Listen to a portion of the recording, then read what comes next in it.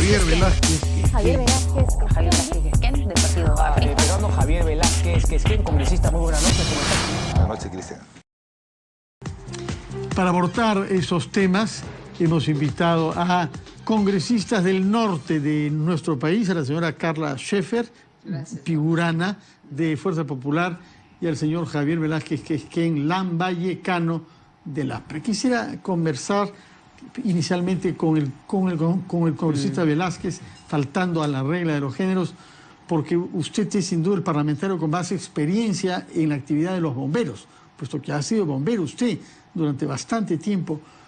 Díganos cuál es el sentimiento que se despierta en usted la noticia recibida de la muerte de estos 3 jóvenes bomberos. Bueno, primero estoy conmovido. Nosotros en Chiclayo, en la avenida donde está el cuerpo de bomberos, se llama Héroes Civiles, y son verdaderamente estos héroes civiles. Hay mucha gente que se rasga la vestidura diciendo que sirven al prójimo. Estos hombres y mujeres que trabajan en el cuerpo de bomberos no reciben sueldo. En cualquier momento que se da un siniestro, participan sin mirar la condición económica del afectado, ofrendan sus vidas como estas. Y quiero decir algo, el año 95, cuando fui parlamentario por primera vez, logré el año 98 por primera vez incorporar como beneficio que los bomberos, los hermanos bomberos, que tuvieran algún percance en un acto de servicio, o sea, en un incendio, pudieran inmediatamente ser atendidos por los hospitales tanto del MINSA como de Salud. Ahí aprobamos una primera ley. Lamentablemente no se ha generado ninguna legislación a futuro. Y lo peor que está sucediendo ahora es que, aprovecha esta oportunidad, es muy importante para que el primer ministro tome nota. Nunca el cuerpo de bomberos ha sido politizado. Y el señor Humala puso a un civil, a un funcionario de la PCM, lo puso como jefe de bomberos, que hasta ahora funge de comandante general del cuerpo de bomberos. Esa es una afrenta a todos estos... El señor Vera, general, sí, ¿no? Hay un comandante general que no tiene carrera en la compañía. En la compañía de Paje a Rey todos hacemos carrera. Y ahora hay un civil puesto ahí por como secretario general de la PCM, porque era amigo del señor Alexis Humala. Hasta ahora está al frente de una compañía de bomberos donde la trayectoria, la experiencia, la entrega es la que genera el reconocimiento.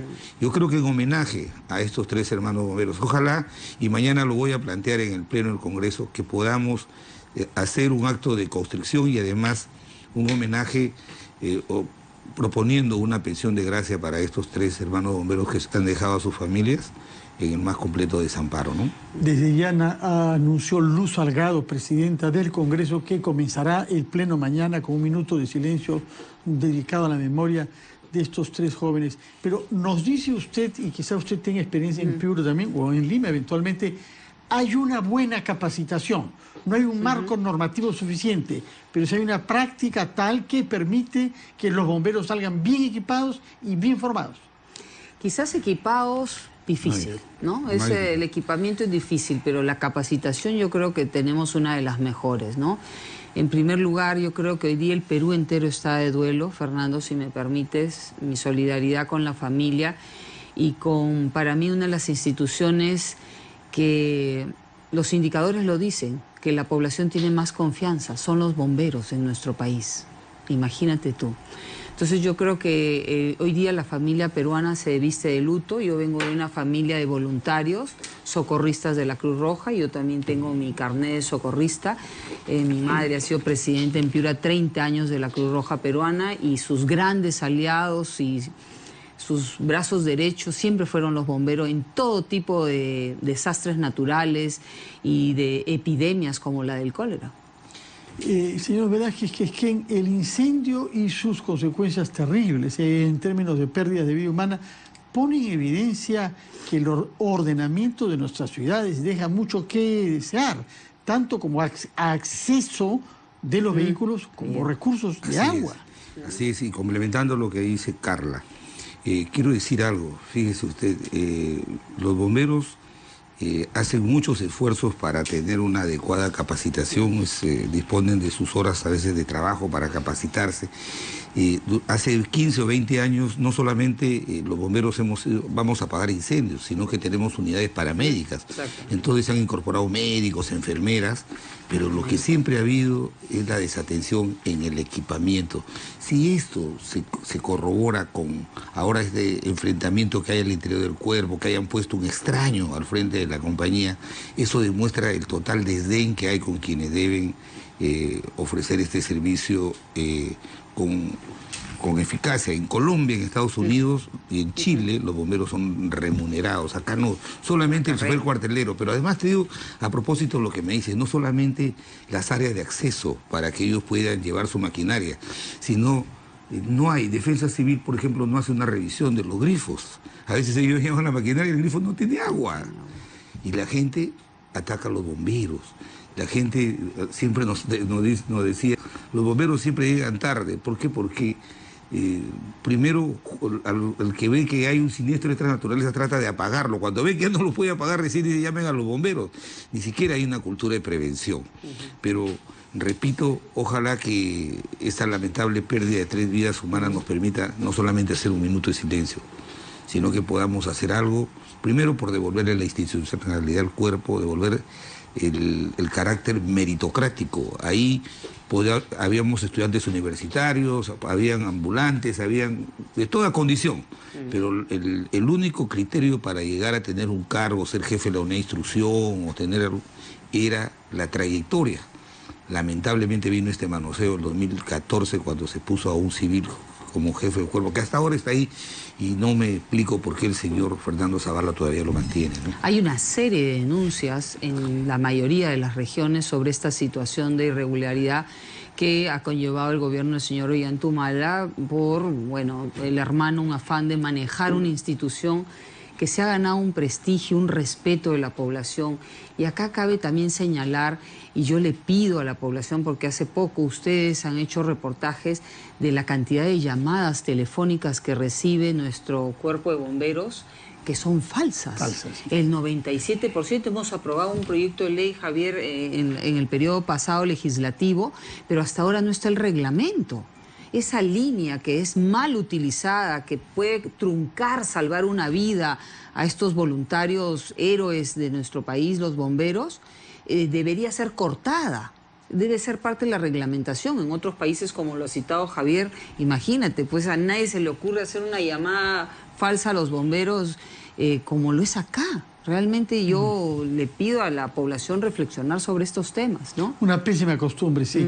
Hemos hablado sobre el aspecto humano y el aspecto institucional, pero hay el otro tema, que es que si bien el incendio comenzó en una fábrica privada de zapatos, ha afectado y dañado a un almacén del Ministerio de Salud, ubicado en el Agustino. La ministra Patricia García ha dicho que se han salvado parte de los medicamentos que estaban depositados ahí, y que los documentos también parcialmente, al menos, han sido salvados. Pero desde ya ha sido citada por la Comisión de Fiscalización el próximo miércoles para que dé cuenta de cuáles son los daños generados, sobre la posibilidad de reconstruir las compras que el Ministerio de Salud ha hecho durante los últimos 5 años. Yo creo que lo primero que hay que hacer ahí es esta sospecha o especulación que puede haber, está en manos de la policía, de investigar la causa, el origen de este siniestro, que como bien lo dices, se ha iniciado en un taller aledaño a este centro de abastecimiento estratégico del Ministerio de Salud,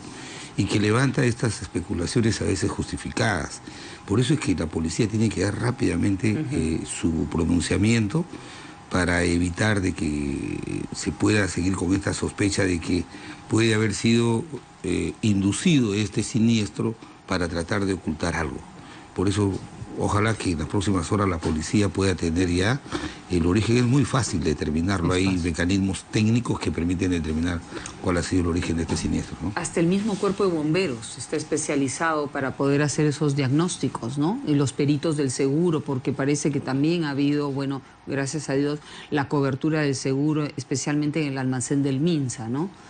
Entonces yo creo que sería lo mejor para que la población esté tranquila, que estas especulaciones se aclaren a la brevedad posible, ¿no? En todo caso, el miércoles próximo tendremos a la ministra dando cuenta ante la representación nacional de qué es lo que ha pasado, por qué había un depósito expuesto en una zona de nuestra ciudad conocida por la antigüedad de sus construcciones, ¿no? Y justamente porque el sistema de defensa civil, para abrir cualquier actividad económica, hay un requisito, el informe de defensa civil. A ver, ¿cómo se autoriza un negocio al lado de un centro de abastecimiento de medicinas llamado estratégico?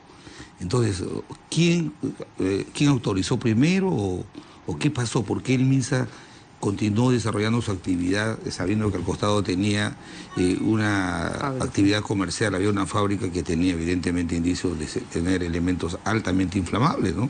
Entonces eso lo va a determinar el informe que haga la policía. Y el difícil acceso que ha tenido los bomberos para poder paliar este incendio, lo hemos visto a través de la televisión, ¿no? Esta situación difícil. Bueno, un homenaje entonces a los bomberos que han trabajado ahí, que lo han seguido haciendo pese a la mala noticia de la muerte de 3 de sus compañeros. Tenemos que hacer una pausa y regresamos rápidamente a nuestro segundo tema en un programa como el de hoy, que será más breve que de costumbre porque tenemos el debate presidencial, el último de los 3 debates previstos entre Hillary Clinton y Donald Trump en los Estados Unidos. Pero nuestro segundo tema viene después y es lo decidido hoy en la lucha contra la corrupción por el Consejo de Ministros. Adelante. Nuestro segundo tema tiene que ver con el Consejo de Ministros que tuvo lugar hoy, después del cual el primer ministro Fernando Zavala, junto al ministro de Economía y la ministra de Justicia, hicieron algunos anuncios, en particular uno que tiene que ver con las 5 promesas hechas por el presidente Kuczynski para definir y acelerar la lucha contra la corrupción en nuestro país. El señor Zavala y la ministra Pérez Tello dijeron que ya está redactado en el decreto ley llamado de muerte civil a los funcionarios corruptos. La ministra de Justicia precisó que al mismo tiempo se trata de hacer una propuesta de reforma constitucional para que no haya prescripción a los delitos cometidos en agravio del Estado.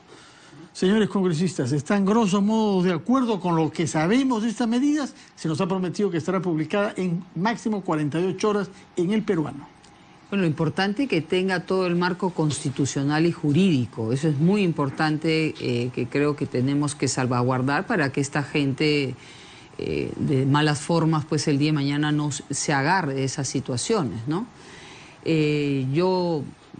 Ayer fue que el señor Kuczynski dio sus 5 puntos específicamente por el tema de la corrupción, porque le han azotado la corrupción, ¿no? Ha polulado a su alrededor, pero yo creo que esa ha sido falta de una capacidad de poder discernir quién es quién. Un hombre que ha tenido una vida rosada de técnicos en el extranjero y cuando ha sido premier y ministro en nuestro país, sabe quién es un buen asesor, pienso yo, ¿no? Y yo creo que en las esferas internacionales existen peruanos exitosísimos en el Banco Mundial, en el BID, que él ha podido convocar como asesores presidenciales, ¿no? Y no el nivel de gente que en cierta manera se ha rodeado inmediatamente después de asumir el cargo presidencial. Y yo creo que esto es una falta quizás de planificación. Creo que se ha encontrado con el triunfo de una manera casual y que lamentablemente pues vemos que las decisiones en primera instancia de llevar estos asesores, teniendo él, yo pienso los ministros que se deben ser sus asesores inmediatos de cada sector, un premier que tiene la talla de poderle dar las luces que él necesita yo creo que en diferentes sectores, porque Fernando Zavala creo que tiene el conocimiento. Una larga experiencia en el Estado. Exactamente, también, ¿no? Solo parte pública, sino privada, ¿no? Sí, sí. Señor Velázquez, que es que usted es abogado, además de congresista, y tendrá una opinión sobre el fundamento jurídico de estas normas anunciadas por el primer ministro Fernando Zavala?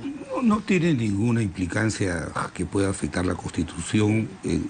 Hoy día hay la inhabilitación, pero es por tiempo. El Código Penal lo establece hasta 10 años. Ahora lo que se va a hacer es por un plazo indeterminado. Por lo que he escuchado a la ministra, lo van a hacer por tramos, porque la gran discusión que algunos sostienen, y creo que equivocadamente, de que esto afectaría derechos constitucionales y no. Respecto de la prescripción.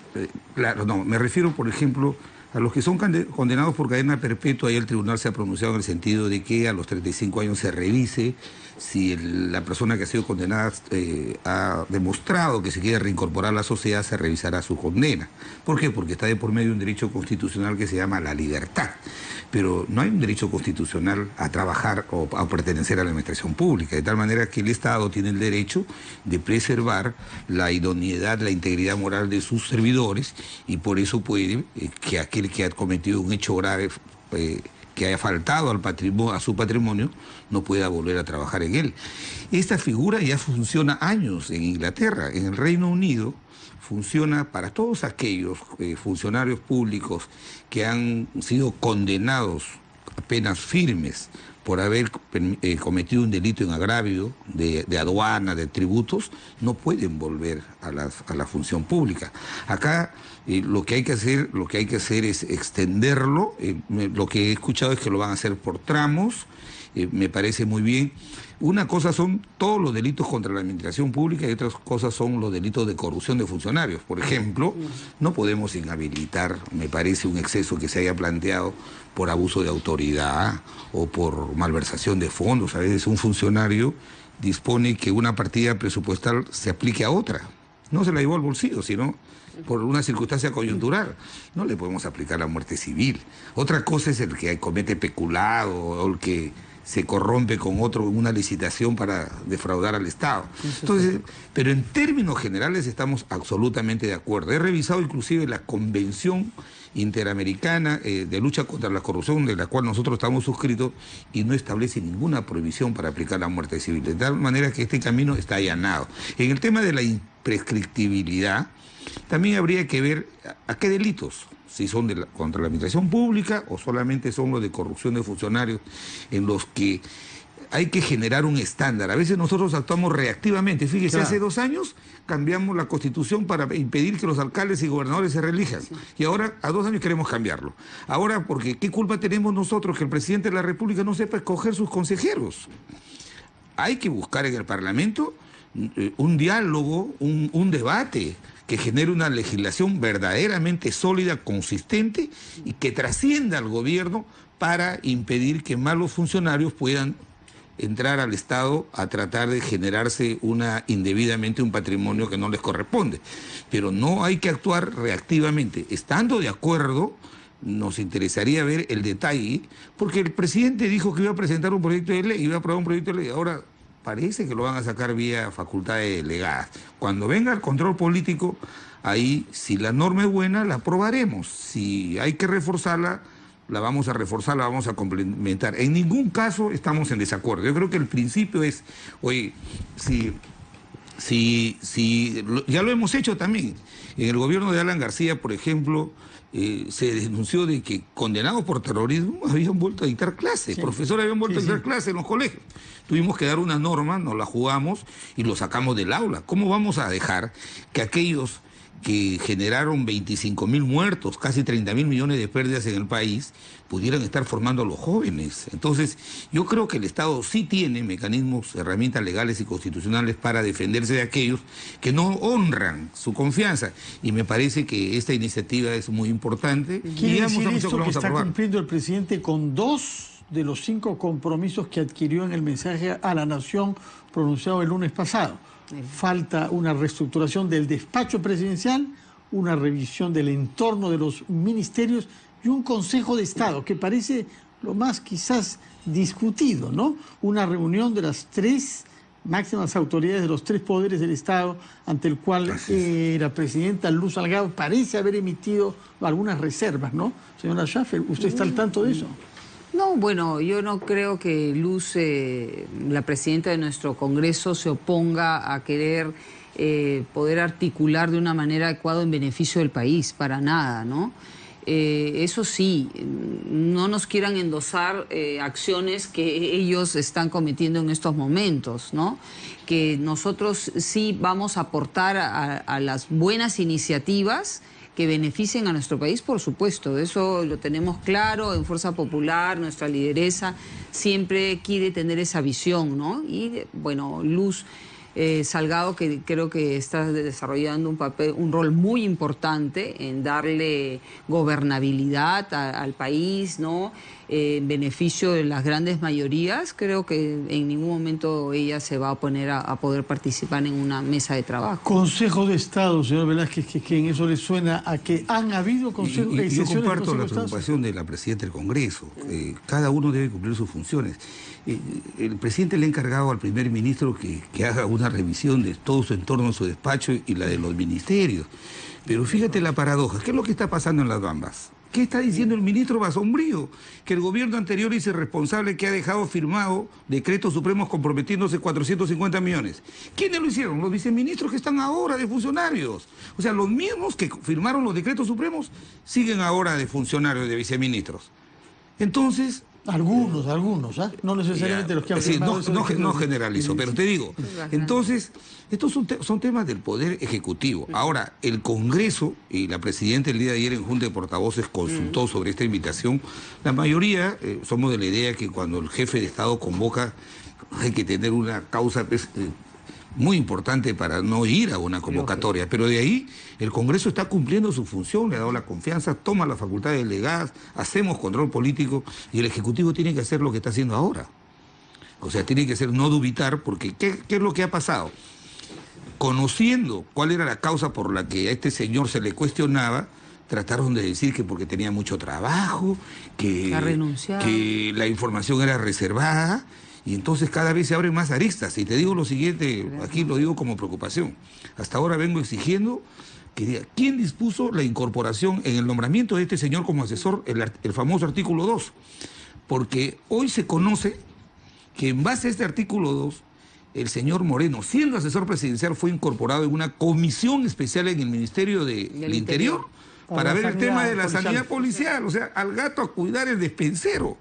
Entonces, el Parlamento tienen que hacer su control político, va a colaborar, pero que ellos también asuman su responsabilidad. ¿Usted no recuerda que se hayan realizado sesiones de un Consejo de Estado mientras el APRE estuvo en el poder? Formalmente, como lo ha planteado el presidente, no. Siempre ha habido un nivel de coordinación. Lo quiero decir, cuando era presidente del Congreso, yo llamaba al presidente de la República, porque es el jefe de Estado, para preguntarle cuál era la prioridad del gobierno en la semana para poder meter sus proyectos de ley para ayudar al gobierno, porque el Parlamento no es obstrucción, es colaboración, pero es control político. Claro. Entonces, esas formas es una dinámica de eso lo hacen los parlamentos modernos, el parlamento de Montesquieu, de que el primer poder del Estado y que los poderes son compartimientos estancos, eso ya acabó. Ahora tenemos que colaborar y tenemos que todos entender que somos instituciones del Estado. Y en ese sentido, solamente hemos dejado que el gobierno haga su trabajo, que hagan sus filtros, que no pongan pues al amigo, al compadre como asesores y después quieran promover una legislación o comprometer al Parlamento para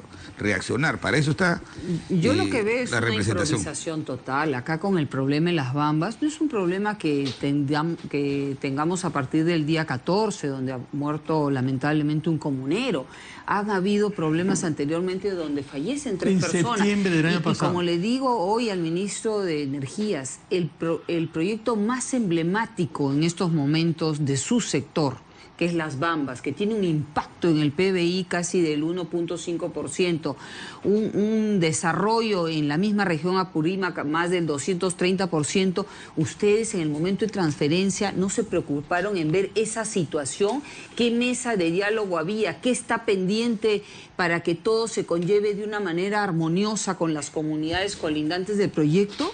Por favor. Conversaremos sobre las Bambas después de una pausa, porque ese es un tema que merece una concentración en sí, y ha habido mucho en torno a las Bambas hoy, tanto en Lima como en Apurímac y en el Cusco. Pausa y regresamos con el tema de las Bambas.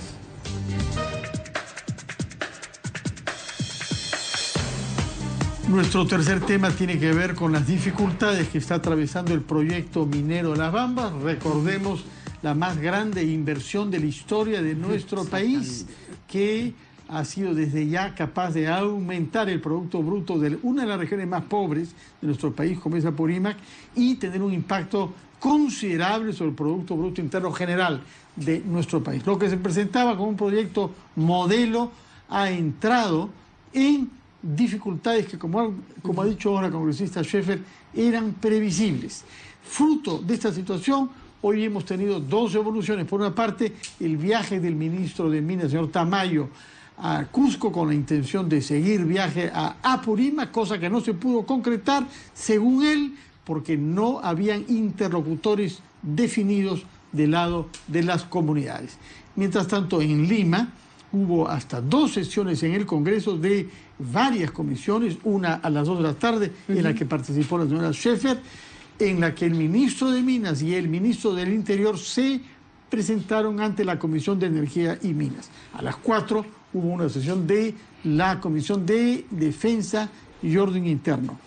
También estuvo la ministra de Ambiente en la ministra de Ambiente, y se hizo una comisión extraordinaria conjunta de Minas y pueblos andinos, amazónicos, diásporos y ambiente, ¿no? Yo creo que acá se les ha escapado de las manos llevar de una manera adecuada este proyecto tan importante, como tú bien lo has dicho, para la región de Apurímac, ¿no? Que ha saltado a un crecimiento pues nunca antes visto en ninguna región, y el impacto que tiene el PBI, especialmente por la crisis económica que estamos viviendo en estos momentos, ¿no? El Estado debe proteger ese tipo de inversiones. También tú tienes indicadores de brechas terribles en lo que es el tema social en Apurímac, que yo creo que ha debido ir acompañado en el desarrollo en sí del proyecto, un acompañamiento de diferentes sectores en irle dando solución a las situaciones de anemia, desnutrición, acceso al agua, ¿no? Especialmente en el área de influencia del proyecto, porque ves que van a hacer una inversión millonaria y yo no tengo agua, no tengo luz, tengo una escuela que está en condiciones infrahumanas, entonces hay un rechazo, yo creo. En este caso, lo que se puso en evidencia en la sesión en la que usted participó es que el punto de partida es una queja en torno al cambio del proyecto en relación al transporte. En vez de un mineroducto, hacer una vía que era comunal y que aparentemente entre gallos y medianoche y en virtud de un documento jurídico menor pasa a ser convertido en una vía susceptible de que permita pasar camiones de alto tonelaje. Y rural, sí, efectivamente. Y ojo, que se le hizo la consulta meses atrás al Ministerio de Transporte, no daban la respuesta. Al mismo ministro de Energía y Minas se le ha solicitado a través de la Comisión de Energía y Minas, valga la redundancia, y tampoco contestaba. Este ministro de Minas actual, con este ministro, porque se hizo toda una comisión para ver el tema del conflicto social que se estaba ya desarrollando en Las Bambas en la misma comisión. Tenemos información también de la ministra del Ambiente que no contestaba por qué no se daba información de ese cambio en lo que es el transporte de minerales y que se había... ¿Y qué le dijeron ahora que los tuvo usted al frente de sus ojos? Bueno, realmente ellos no han dado una explicación nada satisfactoria, ¿no? De que cómo ha variado el estudio de impacto ambiental para poder modificar las formas de transportar lo que es el mineral de este proyecto tan importante. No nos han podido dar una información. Es que usted, como ex primer ministro y como parlamentario de larga data, ha visto otros conflictos sociales. En este caso, ¿qué está fallando? Ha habido una reacción muy tardía, inoportuna, por lo siguiente. Antes de dejar el gobierno del señor Humala, ya había un conflicto. Con 3 muertos. Había muertos. No hay que olvidar que el presidente Kuczynski nombró a sus ministros 15 días antes de asumir funciones, pero previamente ellos ya tenían un diagnóstico a través de la transferencia. Y como ha dicho Carla, este no es cualquier proyecto. Yo no quiero hablar de la dimensión económica o del impacto que tiene socialmente en la economía del país. Quiero hablar de lo que debe significar la responsabilidad de quienes conducen el país para estos temas. Fíjese usted. Ha muerto un comunero el día viernes pero no se ha dicho que hay 20 policías que han sido atacados. 2 graves. Y lo que ha pasado es que en estos últimos años la cultura de eximir de responsabilidad a aquellos que agreden a la policía. Se ha señalado por parte del ministro que ha sido un coronel, el jefe de operaciones, que unilateral y regularmente no consultó a la Dirección Nacional para tomar parte de este operativo. Cosa que ha sido Desbloquear la carretera. Ha sido dicho hoy por el director general de la Policía General, Vicente Romero. Y dígame una cosa, ¿quién era el director de la policía en los últimos meses del gobierno de señor Humala? ¿No era el actual? Entonces, ¿para qué le hemos dado facultades delegadas? ¿Acaso no tienen una priorización de los conflictos sociales? El señor Luque ha sido nombrado recién la semana pasada. Además, como les digo, Vidaurre contra Vidaurre. Ahora se le quiere echar la culpa al gobierno anterior que dejó compromisos firmados y que no los ha honrado. ¿Acaso no lo sabían el viceministro que está en el Ministerio de Energía y Minas? Está. Entonces, el acá lo que hay que hacer, y quiero hacer, porque ha sido una línea de conducta que yo apliqué los 15 meses que fui primer ministro. Yo creo que ahí debe haber un diálogo sincero, pero no confundamos con una negociación compulsiva. O sea, te tomo la carretera y tienes que venir tu primer ministro a dialogar conmigo. Eso no es diálogo, eso es negociación. Presidente de la República. Eso se llama negociación compulsiva. Es como si sentarse no, a dialogar. Y no entierro al muerto. Es como si uno de las partes dialogamos, pero yo pongo mi pistola encima de la mesa. No sé. Entonces yo creo que el principio de autoridad en un sistema democrático es fundamental. No solamente porque cuidamos un proyecto de esta naturaleza que es muy importante económicamente, sino porque yo sí creo que aquí ha habido negligencia, retardo en la actuación por parte del gobierno anterior y de este, y que la única solución es un diálogo sincero. ¿Cómo se explica el retardo en gente con tanta experiencia que las hay en este gobierno en inversiones y en particular mineras? Porque la verdad es que una cosa, yo sí creo que hay muy buenos ministros, pero no tienen claros sus objetivos. Fíjese usted, nosotros le hemos dado hace 15 días facultades delegadas en temas específicos para lucha contra la corrupción. Salta lo del consejero presidencial y apresuran un consejo de ministros. ¿Y cuándo en un programa del gobierno se ha planteado una comisión esta comisión que le ha llamado que han nombrado al señor Integridad, Comisión Presidencial de Integridad? El señor Vega. Entonces, eso, si bien es cierto, es una salida política para retomar la iniciativa, lo que evidencia es que hay improvisación en las políticas públicas.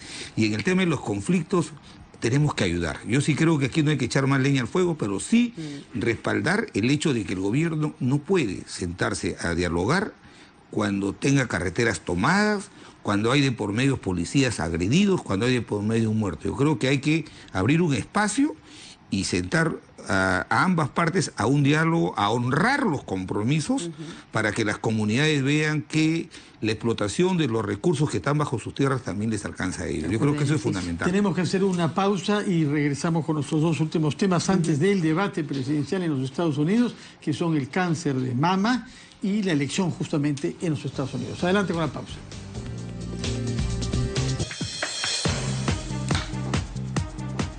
Señora Scheffer, el cáncer de la mama es un flagelo sobre las mujeres del Perú y del mundo.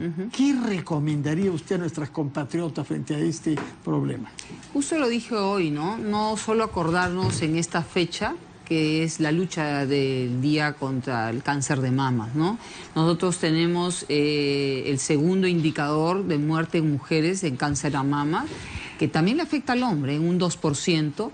Tenemos más o menos más de 4.000 mujeres que mueren peruanas por el cáncer de mamas.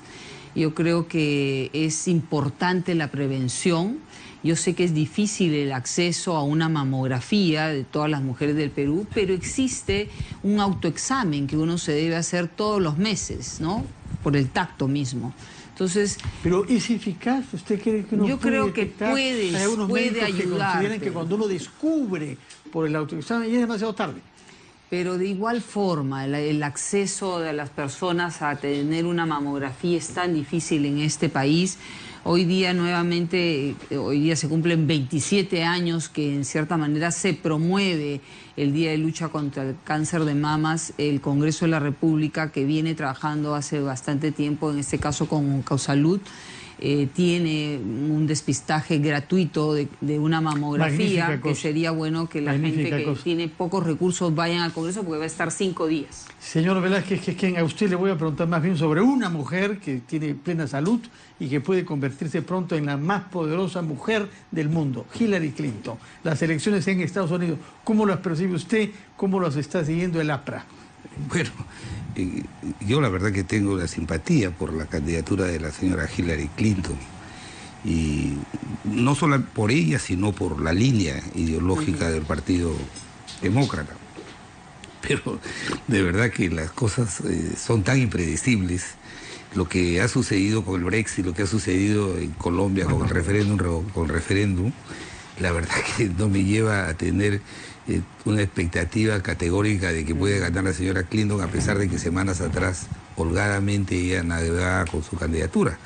Pero estamos viendo los últimos reportes y ojalá siempre el Perú, ya viéndolo desde el punto de vista de su relación con los Estados Unidos, ojalá que los demócratas puedan remontar este resultado. ¿Y usted siente que esos debates son aún más personales, más agresivos y menos sustanciales que en el Perú?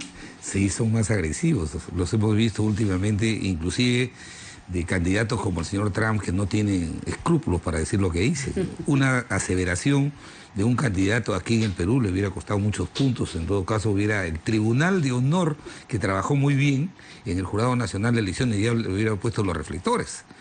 Pero la verdad es que hay mucha violencia y mucho... Y no nos metemos con la vida íntima de los dirigentes políticos y menos de sus cónyuges, ¿no? Exactamente. Ahí creo que se han pasado algunas líneas, ¿no, señora Schaffer? Definitivamente, han traspasado todas las barreras que uno podía pensar, ¿no? Esos debates ya no son de propuesta, es puro ataque, ¿no? Hasta de la vida íntima de las personas.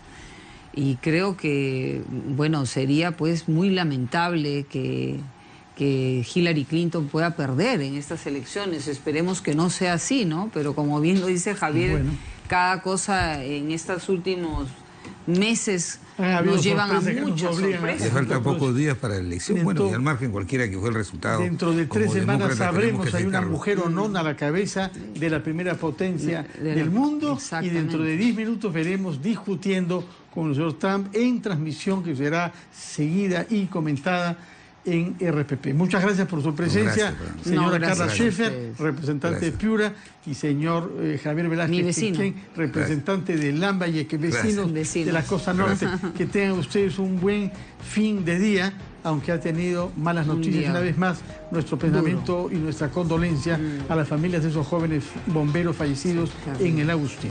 Buenas noches. Cita tomamos mañana a las 7 de la noche para una nueva versión de las 5 de las 7. Buenas noches.